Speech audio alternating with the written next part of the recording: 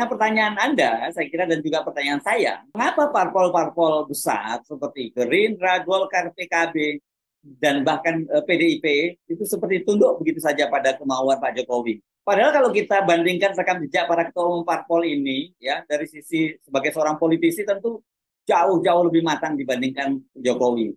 Nggak usah kita sebut nama-nama seperti Megawati, Prabowo, atau Zulkifli Hasan ya, yang sudah lama malang melintang di dunia politik. Dibandingkan dengan Caimin maupun Erlangga Hartarto pun jelas rekam jejak Jokowi di dunia politik di pentas nasional ini masih kalah jauh. Ketika tokoh-tokoh yang saya sebutkan namanya itu sudah berkecimpung, sudah malang melintang di pentas politik nasional, Jokowi itu kan masih jadi kepala daerah di Solo ya. Nama Jokowi itu kan baru dikenal di pentas nasional ketika dia terpilih menjadi gubernur DKI di Jakarta pada Pilkada DKI tahun 2012. Ya jadi baru berapa ya? Baru 11 tahun yang lalu.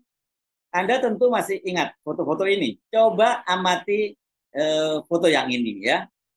Dan kemudian juga perhatikan foto-foto yang ini. Megawati dan Prabowo jelas itu lebih superior dibandingkan Jokowi ya. Jokowi masih cium tangan di situ ya kepada kepada Ibu Megawati ya. Mengapa orang seperti Erlangga, Muhaimin, Zulhas itu bersedia menuruti apa saja yang diinginkan Jokowi? Erlangga tiba-tiba balik badan mendukung Prabowo, padahal sebelumnya, sepekan sebelumnya dia sudah bertemu Puan, dan kemudian dalam pertemuan dengan Puan itu sepakat untuk membentuk tim teknis koalisi PDI dengan PDIP dengan Golkar. Mengapa Caimin tetap bertahan dalam koalisi Prabowo kendati dia tahu bahwa dia tidak akan diusung sebagai calon wakil presiden? Mengapa orang seperti Zulkifli Hasan misalnya sejak pagi-pagi menyatakan pilihan Capres PAN itu akan mengikuti arahan Presiden Jokowi? Yang juga sangat mengejutkan, politisi senior sekelas Prabowo sampai merendahkan diri menyatakan bahwa dia itu muridnya Jokowi, dia dididik oleh Jokowi dan tidak malu-malu mengakui akan meneruskan semua program pemerintahan Jokowi dan memuji Jokowi adalah salah satu presiden terbaik yang pernah dimiliki oleh Indonesia. Begitu juga halnya dengan Megawati. Mengapa masih sangat terkesan partainya berharap mendapat dukungan dari Jokowi padahal tanda-tandanya sudah sangat jelas Jokowi lebih cenderung mendukung Prabowo. Koalisi besar Prabowo yang dibentuk oleh Gerindra, PKB, dan kemudian didukung oleh Golkar dan PAN, jelas merupakan upaya Jokowi untuk blok politik baru menghadapi Megawati setelah dia mengambil alih pencapresan Ganjar Pranowo.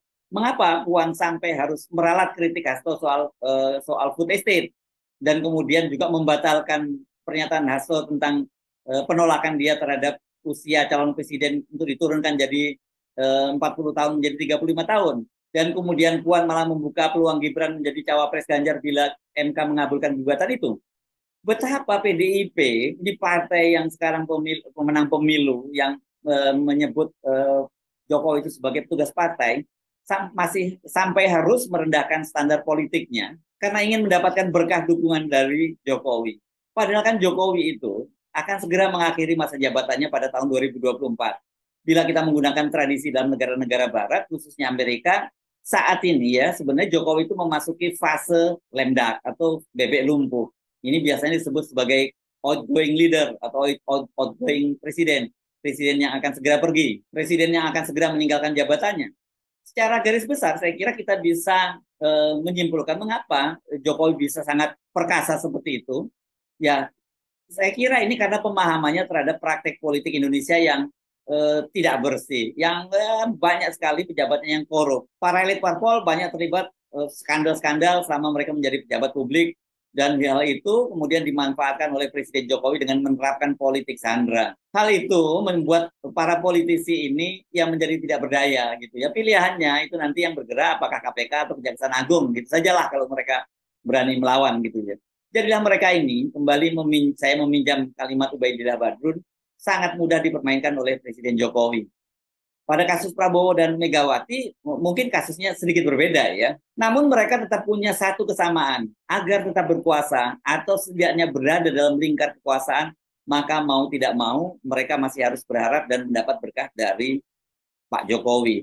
Pak Prabowo melihat bahwa ya hanya dengan didukung oleh Jokowi pada Pilpres 2024 ini nanti dia tidak gagal lagi, dia bakal menjadi presiden. Sementara Ibu Megawati juga melihat bahwa kalau Pak Jokowi itu tidak lagi bersama dia, maka peluang dari PDIP untuk hat-trick menang pemilu legislatif 3 kali berturut-turut, dan juga menang pilpres 3 kali berturut-turut, itu bisa tidak akan terwujud. Saya Rizky Arif dari Forum News Network. Sampai jumpa lagi. Wassalamualaikum warahmatullahi wabarakatuh.